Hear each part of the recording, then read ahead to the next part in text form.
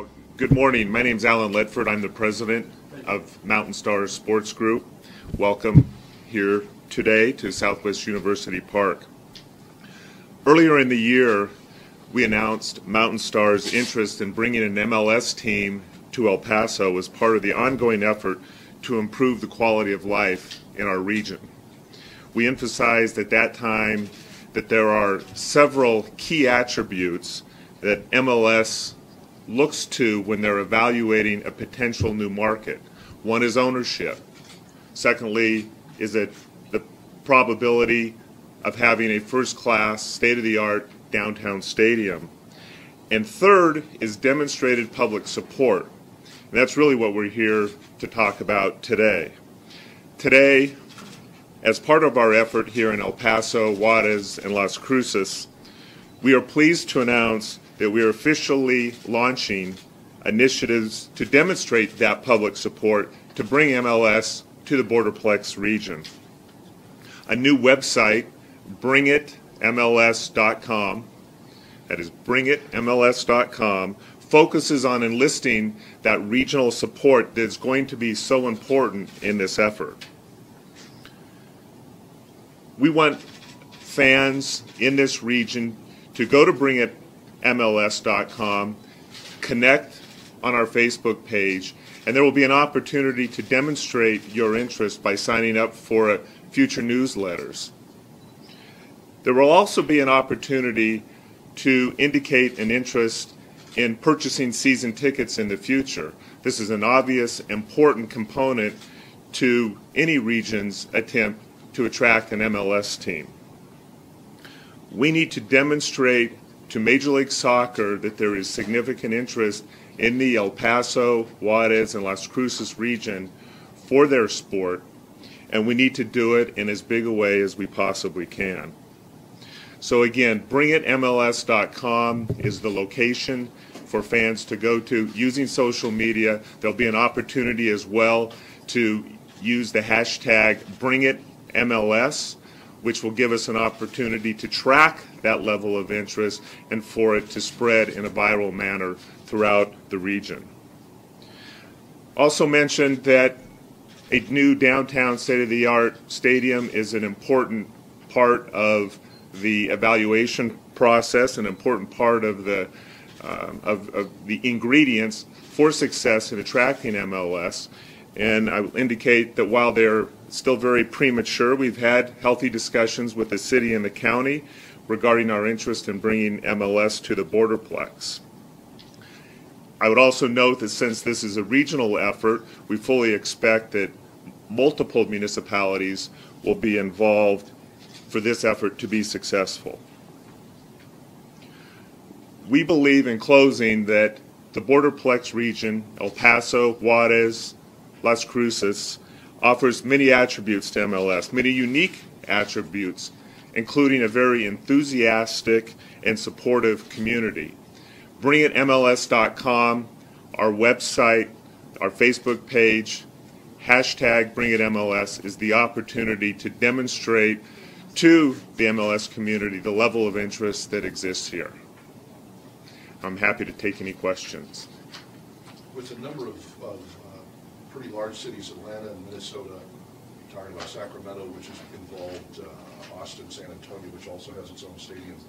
How do you think El Paso stacks up to get MLS's attention when it comes to competing really with a whole bunch of other cities that also want MLS teams? It's a great point. This is a very competitive process. There are numerous cities that are very interested in attracting MLS to their communities. Minneapolis, Sacramento, St. Louis, Austin, San Antonio, and one or two others.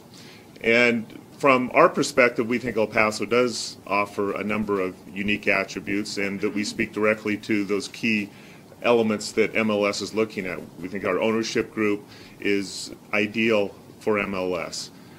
In addition, it's a local ownership group, which is important. One of the unique attributes that we have here is the proximity to Mexico and the fact that this is a regional effort, hence the use of Borderplex. We want to emphasize that we provide in our region a very unique opportunity to bring Mexican fans into the fold as part of this effort. What do you understand the numbers to be, Alan, as far as how many teams are there now, how many openings they may have, the Miami factor? There's so many things being discussed. Could you give us a definition of kind of the numbers so people understand what the chances are? It's better addressed by MLS, but they have announced an intention to expand to 24 teams by, I believe, 2020. However, there's always the possibility at some point or another that evolves and changes. It seems to in efforts like this.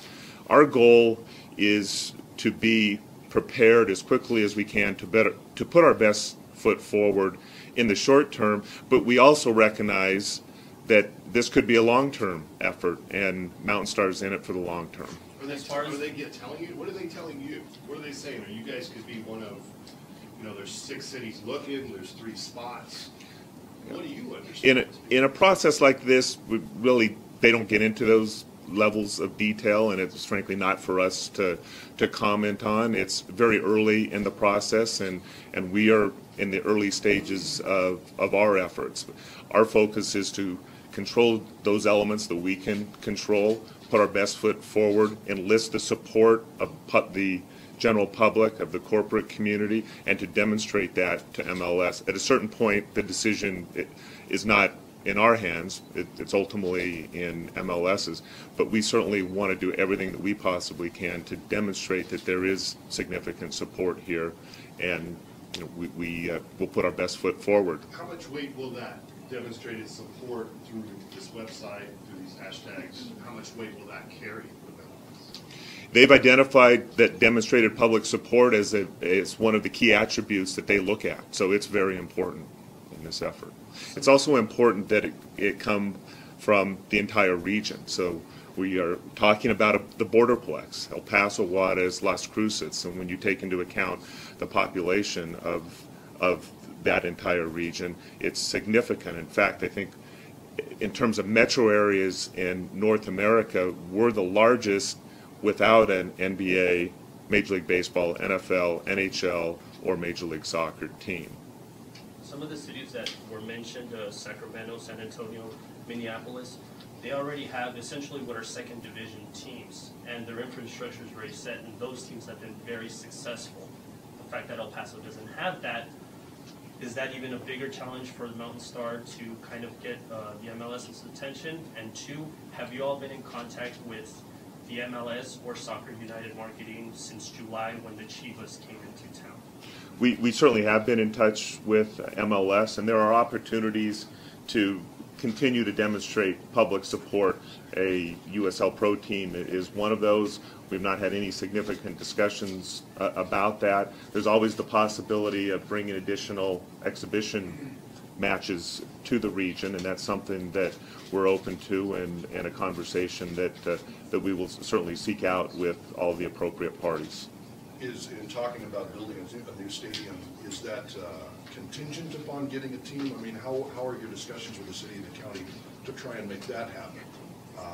Where does MLS want? I mean, do they want it like approved and done, or where are they in relation to building a stadium? I think it's fair to say, while we certainly cannot speak for the league, it's fair to say that having concrete plans in place for a downtown, state-of-the-art, first-class stadium, it's very critical to this effort. How far did your conversations with the county and city go toward that? As you all know, these are complicated and involved discussions, and it's very early in that process. But I would just say that, like we believe the region is, there seems to be a significant amount of interest in making this happen. And now we'll work through all of the important details. Has the MountainStar looked into the possibility of taking the funds that have already been approved for a new downtown arena and instead applying that towards the building of a downtown soccer stadium for the MLS? Our focus has been solely that the arena is approved. Our focus has been on how to make this happen above and beyond. And if that's going to happen, is Is it gonna happen largely how this ballpark was built? That's the formula for it? Or is there a different formula with private-public money to try to make that happen? Yeah, clearly it's a private-public partnership that makes these circumstances happen. There's a significant investment to attract or to purchase an MLS team and to capitalize it. There's a significant investment to build a first-class stadium. So those are the discussions that we'll be having with the city and the county. You named three key components: the fan aspect, part of it; the stadium, part of it. What comes first? What comes second? How do they have to fall into line here to make this happen? Yeah, I don't know that there's a particular sequence. They're all important. So the competition is significant, as we talked about previously. There are numerous very qualified communities that are prepared to step up. So we need to be aggressive in each one of those areas and be successful to be competitive. Could this campaign work twofold? Could it work to impress MLS and also to impress upon city and county leaders that people want this here and thus they're the stadium part of the deal here? Could that work that way? Oh, absolutely. There's no doubt in our mind that for this to be successful on all fronts, it's going to take the region stepping up and saying, this is something that we want to have. With baseball, this ballpark, the amazing support that the community has demonstrated throughout the 2014 season is certainly an indicator of what this community is capable of, and this effort is an opportunity to do the same thing for MLS soccer. The last three franchises that came into the MLS, the New York City and NYCFC cost $100 million. That's what they paid the MLS for it. Orlando cost $70 million. Atlanta cost $70 million just for the franchise. With the remaining markets left, do you guys anticipate, if it was ever to get that far, to would the price be a little bit less because it's a smaller market, or is that just something that's too far in advance to even consider? Because those are the prices of the last three teams to come into the MLS. It would be speculative, but as you note, the investment will be a very, very significant one, and you don't see prices decreasing in this realm. Okay. And how about the fact that the MLS season and the Chihuahua season, it pretty much happened at the same time? Is that of some concern, or as far as people, the amount of people that can go to either or? We think, again, this is a quality of life initiative from our perspective, and we think the region wants this. And will demonstrate that there is support out there, and that we think that the two will only complement one another. Alan, are we only in this conversation because of what's happened here? I think it's fair to say that the success of the Chihuahuas and Southwest University Park certainly brought a lot of very positive attention to the region, and it was indicative of the level of support that El Paso and the entire region would provide to an effort like Major League Soccer. It's absolutely been a positive thing for us. Yeah, to put a percentage on our chances here. What's our percentage? What's our chance? You know what? I won't speculate on percentage. I will just say it's very competitive, and we're going to do everything we can to put our best foot forward, and the decision lies with others. We will control those elements that we can control, and this is one part of that process that the region controls, that the Borderplex controls, that each of these three communities control, and that is to step up and indicate that, yeah, this is something that we want to see here. This is something that we would support. Would you say that the least control you have on something of those three factors is the aspect of building a stadium? That's where maybe the wild card is, or where the... Well, I would say that it resides with the region. This is a joint effort. It's not just MountainStar. The community needs to demonstrate that they'll support it. The corporate community needs to demonstrate that they'll support it, and that will be a part of the process down the road. And our civic leaders need to demonstrate that it's something that they think is going to be good for the region, and that they're prepared to support as well. Has MountainStar been kind of looking for this to happen, or at least the effort for Major League Soccer to come to El Paso since, before the baseball team? I remember Rick Harrow talking about this and saying soccer would be something that would be good here. Yeah, I think before the stadium was built. I think it was in June that we first talked more formally about this, and the conversation has ramped up from there. There have been some informal conversations and a couple of meetings with the MLS folks prior to that point in time, but it's fair to say that the effort has certainly coalesced and become more formal over the course of the last couple of months. Is it fair to say that you wouldn't be moving forward if you didn't feel you have a pretty good chance?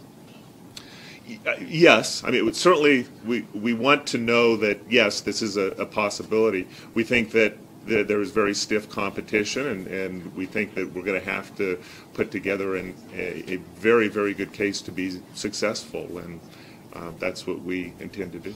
Just putting it in perspective, they're talking about MLS, you probably play maybe 10 home games. You play 72 here, obviously, but you're only looking at, no more than 10, a dozen. 20. Maybe 20 home 16 to games? 20, yeah. Home games. Pretty much. Well, Yeah, 17, I think, was, So it's really not- yeah, okay. and exhibition matches, Okay. too. So it is a different animal than baseball, which happens so often. Correct.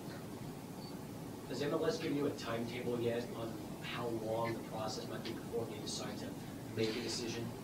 No, they have not. We haven't talked about any of those types of details. So how long does this go? How long does this effort go for you guys? I mean, when do you say, all right, that's it, or thumbs up? I wouldn't speculate about that. As long as there is a reasonable opportunity, MountainStar is in this for the long term. Our ownership group is committed to support it, as long as we have the support of our community leaders, our civic leaders, and the general public. We see it as something that this community would benefit from, and it's something that would contribute to the quality of life for the region. And how soon, if everything went as planned, could you be playing soccer? Again, I'd hate to speculate, and it's we're prepared in the short term to do everything we can, but we're also prepared to for this to take several years. So it is several years away, I think is fair to say. It takes that long to build a stadium and plan for and design, and above and beyond any vetting process that Major League Soccer goes through. This one was built in a year. I'm not sure how many of us want to go through a year process to build a facility of this type, but it sure worked out well. Have you guys identified a specific location for this? The key is downtown, so that's what Major League Soccer has told prospective communities. They want to see these state-of-the-art facilities in the downtown area. So we're looking. Too early to speculate about specific areas, but we're looking within sort of that horseshoe region. How will the results be measured on BringItMLS.com? What are you looking for here? What would you like to see, and how will they be measured by MLS to see the interest? Yeah, it's in a lot of ways at this stage. It's about the numbers. It's about demonstrating the positive public support for the sport, for Major League Soccer, for the region, and at the end of the day, it's about quantifying it. So we don't have a particular target in mind, but it's to maximize it. We didn't have a particular target in mind, for instance, for our social media for the Chihuahuas, but this community stepped up in an incredible way, and on Facebook, we have, out of 160 teams, we have the most followers in all of minor league baseball in less than a year, which was phenomenal. So we would certainly expect to see a similar level of support for MLS. With the Chihuahuas, you had the team. You were looking for the community support to build this beautiful place. How is your campaign going to be different now that you don't have a team? You're trying to obtain a team. The focus is demonstrating to Major League Soccer that the support is here, that this is a region that you should look to, that the community is serious, both from a general public perspective, an interest in willingness and ability to purchase season tickets, and then ultimately from the corporate sector, because they want to make sure that this is going to be successful in the long term for their league. And I think that we also have that intangible of being on, I don't think, I know, we have that intangible attribute of being so proximate to Mexico, of providing an entree into that country where soccer is so incredibly popular. And that's something that that sets us apart from many of those other communities. They may be larger, they may have a larger corporate base, their television market may be different than ours. You know, every community has their strengths, but we certainly think that this one has some very significant benefits and strengths that the league will look at seriously. And again, not to be redundant, but as I said before, we are focusing on controlling those elements that we can control. At the end of the day, the decision lies elsewhere. But let's put our best foot forward. Up until, I believe, 3 years ago, the success of the Indios and Juarez was unprecedented to anything that's happened in the community. Have you guys thought about possibly using that as a selling or a leverage point to the MLS? Because when the Indios existed, 25 to 35% of the fans every week that went over there were from El Paso, and maybe it could be a vice versa situation. Well, I think certainly the level of excitement in Mexico for soccer, and in Juarez in particular, and the level of interest demonstrated over time is certainly something that we will focus on as we communicate to MLS what's happening here and what the opportunity is. So absolutely, we will look to that. When it's said that El Paso is the largest market without a major sport, does that include Juarez? Are they counting Juarez? It is. Or just the, Yeah. Yes, it does. Yeah. The borderplex, El Paso, Juarez, Las Cruces. Anything else? Thank you very much.